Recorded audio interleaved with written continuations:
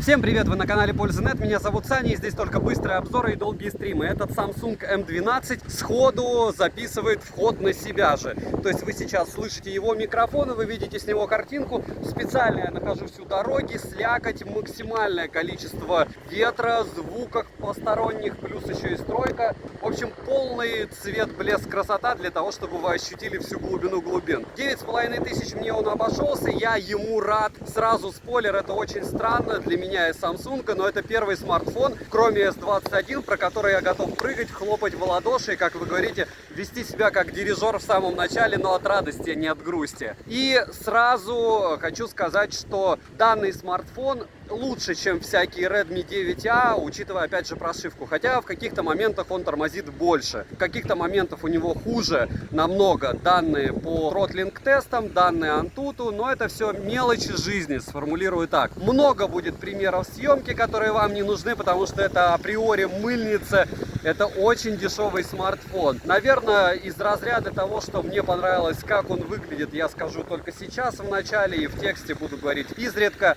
И опять же, если вам повезет, как и мне, купить на распродаже, знайте, что у меня есть топ-10 наушников до 10, 20 тысяч, 30, 25. Знаете, что у меня есть несколько топов телефонов до 10 тысяч, до 15, до 20, до 25, до 30, до 35, дороже 50. И этот смарт однозначно бы вошел в топ-10 телефонов до 10 тысяч. Да, Samsung, да, странно, но если вы в районе десятки его сможете приобрести, спойлер, это делать стоит.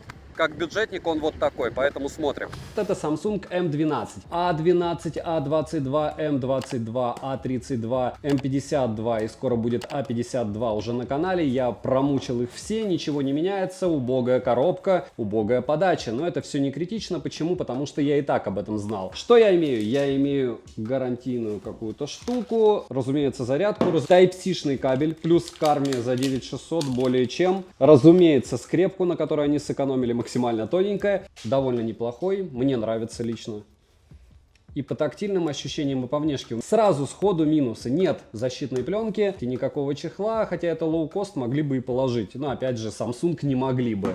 Смотрим, чтобы вы видели, что никаких полезных штуковин они сюда не положили. Я вскрыл, warning card и руководство на русском языке, которое вам не понадобится. Салазки не прорезиненные, две симки физически можно запихать и карту памяти, что хорошо. Самое главное, мини-джек есть, инфракрасного порта нет. Запомнили, кому нужно. Толщина аппарата 9,7 мм без блока камер. С блоком камер 10,2. 163 мм высота,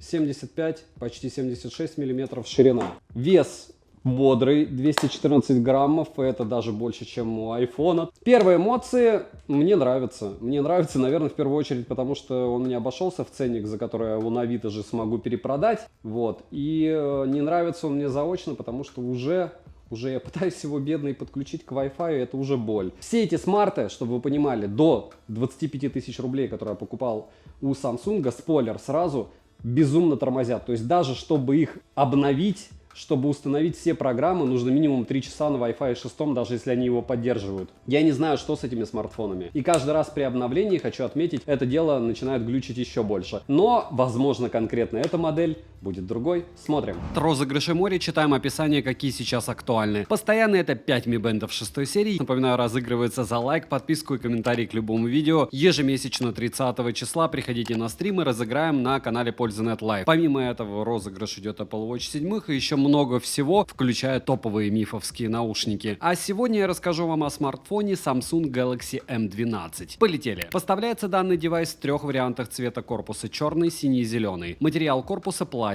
и защиты корпуса от влаги у него нет. Форм-фактор классически удобный. Сам корпус не марки, относительно скользкий. Возможно, он бы не так выскальзывал из рук, если бы не его габариты, так как в руке он лежал бы гораздо комфортнее. На корпусе расположена кнопка питания со встроенным сканером отпечатка пальцев, качели регулировки громкости, разъем для зарядки USB Type-C, USB 2.0, и это в принципе неудивительно для девайса данного ценового сегмента. Никто третий USB здесь и не ждет. Разъем для наушников мини-джек, что есть хорошо, 2 микрофона, 2 динамика, основной и разговорный. Звучание в данном смартфоне, к сожалению, моно, и Dolby Atmos залочен. И последнее, слот на 2 физические сим-карты и microSD. Сборка опять же таки хромает, как в случае с M32 и A22, которые, кстати, внешне очень схожи, и обзоры на них уже есть на моем канале. Посмотреть вы их можете по ссылкам в правом верхнем углу. Вообще на Samsung я последнее время напал, но это последний из магикан, почти последний, еще парочку будет и все, и закрою тему. У M12 уже кнопки имеют легкий и незначительный люфт, ход у кнопок хороший, но сопровождается это достаточно заметным щелчком. У монодинамика не отвратительный звук, даже в меру хороший для своей ценовой категории, мне понравился. Далее, с лицевой стороны расположен дисплей на 6,5 дюймов PLC, разновидность IPS. Подбородок внизу экрана приличный, диагональ в 6,5 дюймов определяется величиной диагонали прямоугольника, описанного вокруг экрана. Если измерять с учетом закруглений по краям экрана, этот размер составит 6,4 дюйма. Сам экран тускловатый, и даже в помещении при обычном освещении есть непонятное желание сделать уровень яркости больше. Но, увы, некуда. Сами цвета приятные и насыщенные, плотность пикселей составляет 269 ppi. Частота обновления экрана равна 90 Гц, автояркость работает не очень хорошо, но плавная. Но при смене освещения с темного на светлое смарт очень долго думает, чтобы измерить уровень яркости. Хотя в обратную сторону все работает прекрасно. Не верю, что с прошивками допилят, но возможно. Под разными углами тон картинки не изменяется, только заметно темнит. Мультитач берет только 5 пальцев, и это эпичный фейл, да, 10 не берет. Разблокировать экран можно при помощи отпечатка пальца и распознавания лица. Распознавание лица в данном случае работает с небольшой задержкой и промахивается крайне редко. Разблокировка по отпечатку пальца срабатывает хорошо, быстро, без погрешностей, занести отпечаток одного и того же пальца можно несколько раз. Летим дальше. Оснащен M12 8-ядерным процессором Samsung Exynos 850 с техпроцессом на 8 нанометров и максимальной тактовой частотой 2 ГГц. Графический ускоритель Mali G52 MP1, интерфейс One UI Core 3.1 на основе Android 11.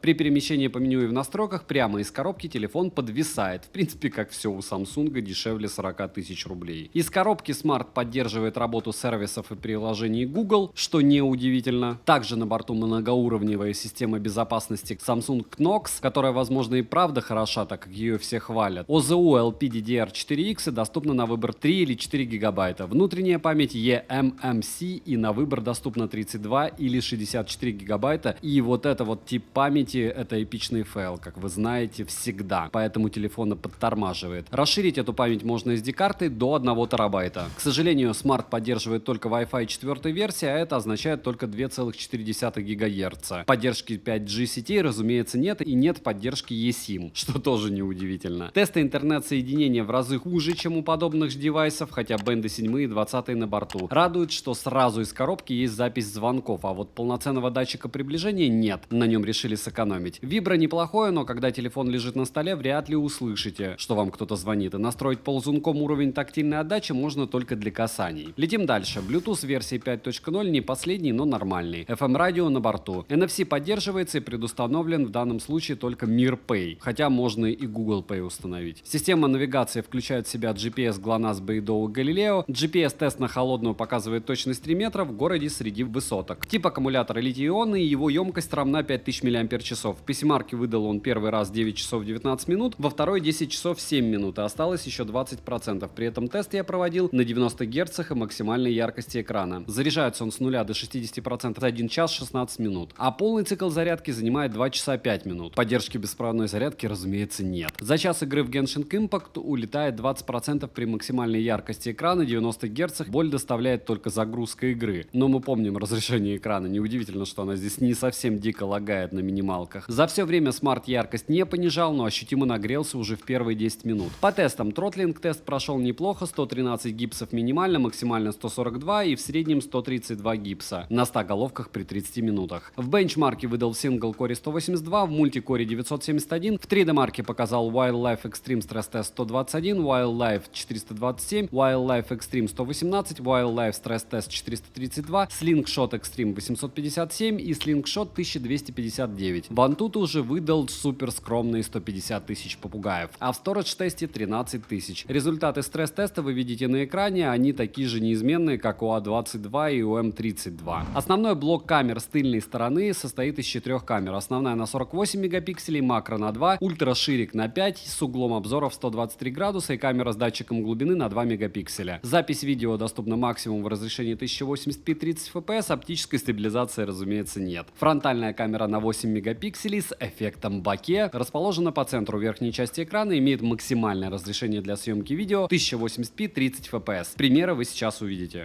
Samsung M12, переход, фронталка. И, как вы видите, она сходит с ума. Мало того, что телефон какого-то черта, находясь во внутреннем кармане моего пуховика, который очень-очень теплый, почему-то замерз, ну, потому что он подфризивает. И я думаю, что картинку, даже если с двух рук вы будете наблюдать, она плавающая. Вообще, со всеми самсунгами, которые у меня были после последней обновы, какая-то печаль с картинкой. Ну, хорошо, что какие-то из них я успел протестировать до того, как я их обновил. Но в целом, вот примерно так это все дело будет снимать с переменным освещением, ужасным освещением. Теплый, холодный цвет, все вперемешку, в основном теплый. В основном яркость недостаточно и эхо здесь эгегей. Но помним, что 9600, за 9600 он мне даже нравится, честно, за 9600. Дороже не нравится однозначно. Хотя все лагает, фризит, и, наверное, лучше докинуть всегда 2000 рублей и купить что-то приличное. Выхожу уже 31-12 на улицу. Освещение великолепное, еще и снег. Если встать, ну хорошо. Хорошо же снимает, если встать. Главное не двигаться и не дышать. На широкоугольную камеру, все еще Samsung M12. Встану, медленно для вас проведу. Если у вас все хорошо с техникой, вы заметите фризы легкие, где-то что-то поплыло, где-то шумы. Но мы не будем о грустном. Почему? Потому что снимает за десятку и хорошо. Samsung M12, основная камера. Рассказ сейчас про камеру Samsung M12. И что мы сейчас видим? Видим, что она пытается. И по большому счету, если не считать фризов и расфокусировки, лютой расфокусировки, то, наверное, все хорошо. Я не знаю, в каком месте, но ладно, хорошо за эту стоимость, хорошо в помещении. В помещении я, наверное, вход запишу, потому что на улице это будет мракобесие. Нечего его мучить. Тест записи на основную камеру. Муринский парк. Давно сюда не доходил. И вы видите, как все дергается, плывет, даже если держать двумя руками и не двигаться никуда. Даже автофокус печалится. Смотрим, как он отрабатывает здесь. При максимально скромном разрешении он думает довольно долго. Но у него, кстати, получается хотя бы думать. Хорошо, что нет снега, правда? В целом вот так. И немного теста фронтальной камеры. Опять же, днем максимально комфортные условия для съемки. Съемка с одной руки. Вот так примерно она вас будет, эта камера, снимать на улице.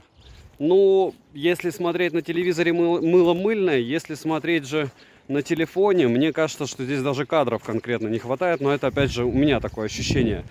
Хорошо, что нет роллинг-шаттера. Хорошо, что телефон стоит максимально дешево. То есть, я еще раз напоминаю, я его купил за 9,5. И в принципе, то же самое мы получаем даже от лоукоста, если не добавить пару тысяч от Realme и Xiaomi. Но если добавить, то там уже идет Narza, допустим, 30, и это абсолютно другие аппараты, на 3 головы выше, чем эта штука.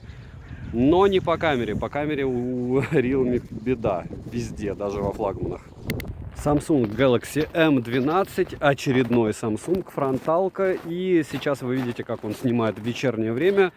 Сейчас пока еще не особо поздно, но уже темно по максимуму. То есть сейчас уже 11 часов вечера, Мурино, и как всегда огни просто море, как всегда море просто снега, который все это дело отражает, и поэтому мы все видим, ну, как минимум не хуже, чем днем. Но зайчики, которые ловят камера, конечно, вас должны расстраивать. Плюс, разумеется, стаб которого практически нет. Разумеется, то, как он улучшает мое лицо, оно намного хуже. Морщин намного больше, цвета пигментные, красненькие присутствуют в намного большем количестве. И вообще, я считаю, что это болезнь фронталок Samsung, хотя они некоторые у флагманов и снимают хорошо. Это как с, по-моему, Huawei и OnePlus. Они без улучшалок не работают. То есть упорно хотят, чтобы вы выглядели лучше, чем есть на самом деле. По большому счету программ для этого море. Мало того, что фильтры, так еще и отдельные программы для съемки существуют. Поэтому я считаю, что в стоковой камере все должно быть максимально натурально. И все. Но вот здесь натуральности мало. По роллинг шаттеру вы видите, по тому, что требовать от смартфона, который стоит 9 с копейками, от фронталки, ну, не знаю. Мне не нравится, что вот тряска и все, и у вас мыло просто лютое. Но многие этим грешат, Samsung. Поэтому смотрим дальше, что он еще сможет с основной камерой, но там не намного все лучше. И вот она, основная камера, Samsung Galaxy M12. Да, это супер лоу-кост от Samsung. Это попытка просто сделать телефон. Просто чтобы он звонил, просто чтобы он снимал. И просто чтобы там был шильдик Samsung. И поэтому он будет стоить немного дороже собратьев. А по факту довольно сильно дороже. Но мне повезло. Я покупал на Яме, по-моему. На Яме. Вроде бы на Яндекс.Маркете. Ну, смотрим, как все это дело будет отрабатывать с автофокусом в вечернее время. Раз. Два. И три. Ну, неплохо. Неплохо. Видал и лучше, видал и хуже, но для такого телефона неплохо. Опять же, помним, что мы к нему лояльны сегодня. Потому что сегодня ценник, в принципе, соответствует качеству. Что за 9500 купить лучше, если честно, на данный момент довольно сложно мне ответить. Потому что по большому счету будет все плюс-минус такое же. Это там нужно уже 2000 добавлять, чтобы купить что-то поэпичнее. Но Poco M3, допустим, на старте продаж, по мне, имел спеки получше. Да и не по мне, а имел спеки получше. Но сейчас не старт продаж. Прощайте законы миграции. Уткам дают еду. Они в январе все еще здесь. И даже не реагируют на то, что их снимаешь вблизи. Но зато мы можем протестировать X на утках зимой. X10. Утки красивые, съемка не очень.